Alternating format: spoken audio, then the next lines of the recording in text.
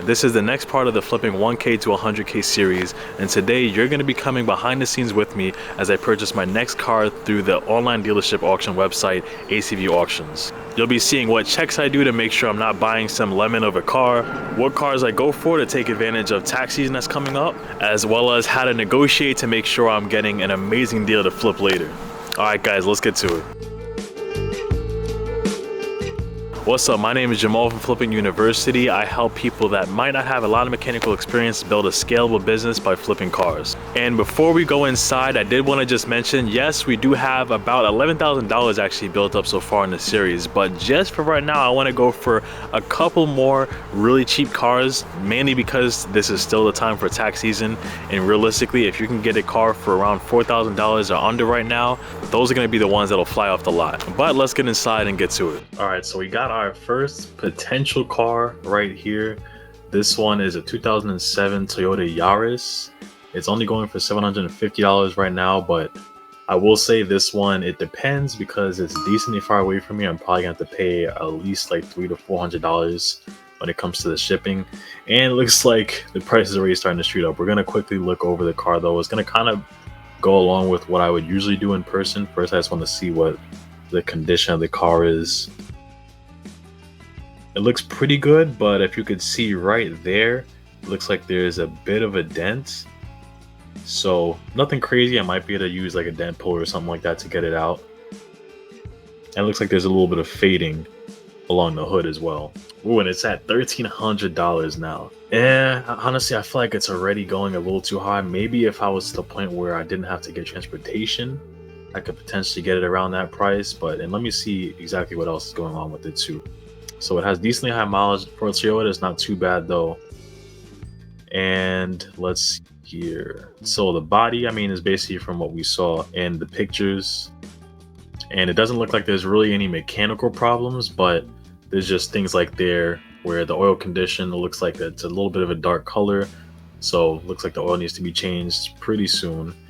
And the coolant level is somewhat on the low side. Doesn't look like anything's actively dripping. If it was, it would have said it here as well. But it looks like the coolant is a little low right now. And there's some penetrating rust on the outer rocker panels as well. Let's see, the price is at $1,550 now. Yeah, I would say it's already going to be a little bit too high, honestly. I mean, we'll see what it sells at. And keep in mind with this too, you'll see it while I'm going through the cars, but this one's a red light car. None of the other lights are there. They're usually red, yellow, blue, green, but red light basically means that it's being shown as is. Green light would basically mean that there's somewhat of a warranty there if there was any problems with the car, but it's most likely a red light just because of the mileage that's on the car. All right, so it finally ended. It ended at $2,050. Honestly, that's kind of crazy. I feel like this car should be selling between probably like $2,500 to $3,000. So even if this thing was right down the block from me, I wouldn't be getting this car. So, oh well, what's the next one? All right, so I want to show you guys one thing really quick. So I saw this car that came up and it's actually going for a really cheap price so far. This would generally be like a great tax season type of car. Only going for $500 so far. It's a 2003 Subaru Forester, only 90,000 miles. But then it says internal engine noise. And actually, besides that, there's really not too much. It does look like there's rust on the panel and stuff. So that could potentially be a problem. But if it's where I listen to what that audio sounds like, that's the big thing. Because I will say there's different reasons of why the noise could be coming up. It could be something saying it's internal engine noise, but it could just be like a belt squeal or something like that where, you know, maybe it might not be too big of a problem. But this is what you really don't want to hear.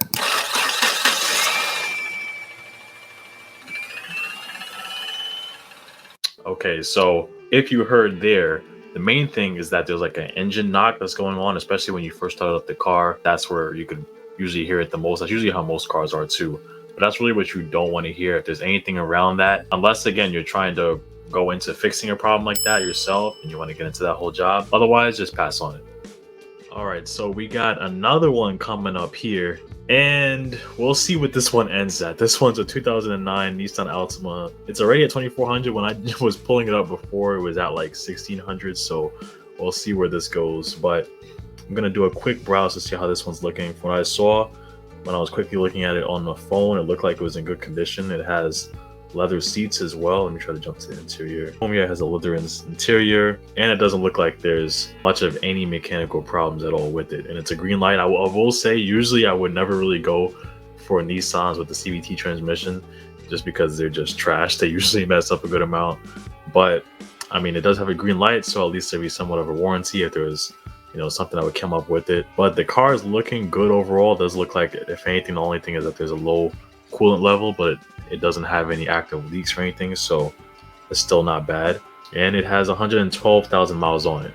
From what I saw, honestly, I might already have to pass on this, just because when I first was looking at it, I was alright to go up to around $2,000 for this, but for it to sell around $2,700, I'm still gonna have to pay probably another like $300 for transportation. That's a decent while away from me. The ACV transaction fee on top of that, the fee that they charge, which is like another $200. Realistically, I could probably at most only get $1,000 profit off it. I don't think I'd be able to get much off of that from what the price already it's going for is. So probably gonna have to pass on it, really.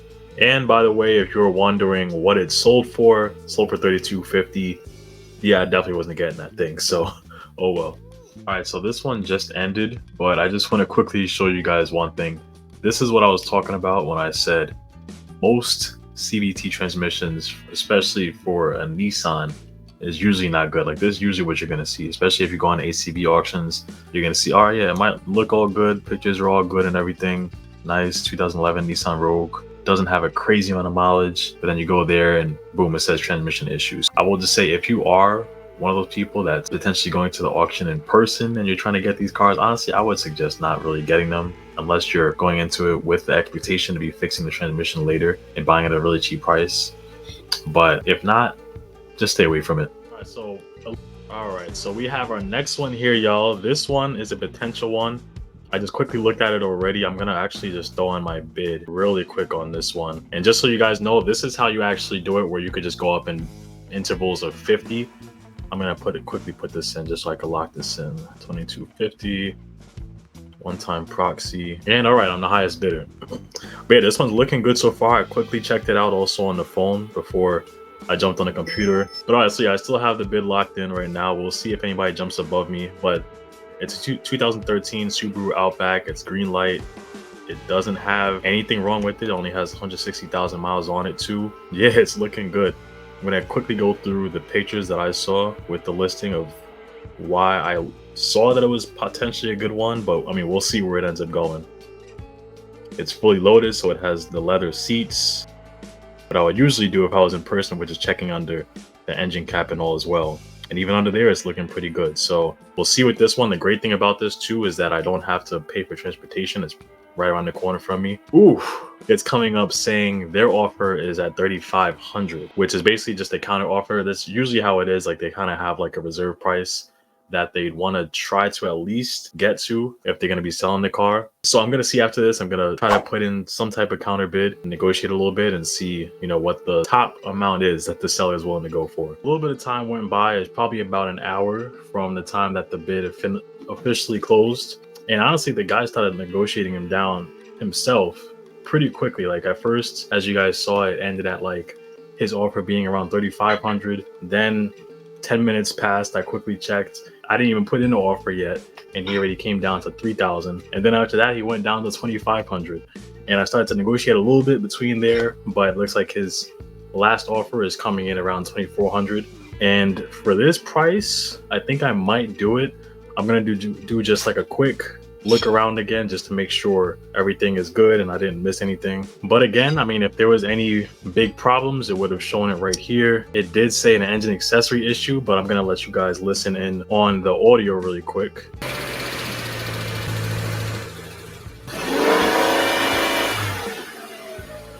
It didn't seem like there was any problems. And again, it's a green light car. Everything's looking good with it.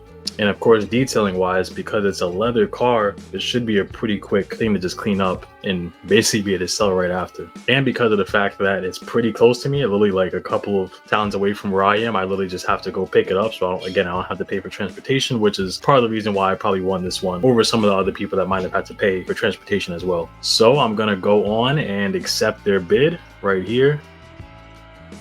accept top offer, and boom, we got it. Now usually after this, just so you know, if you're going to be using ACV yourself also, you usually have a little bit of time to finalize the auction. Usually they give you at most around 24 hours before they end up like banning your account or something like that to pay for the car, and that's when you'll get the option to also pick whether you want to do transportation or if you want to just pick up the car yourself. It's only going to be this car this video. Honestly, I could have went for more, but realistically I'm pretty busy with this month with a lot of other things, so only gonna go for this one. It doesn't look like I'm gonna have to do much of anything with it, and I should be able to still sell it around $4,000 to $4,500 and make at least a $1,500 profit pretty quickly.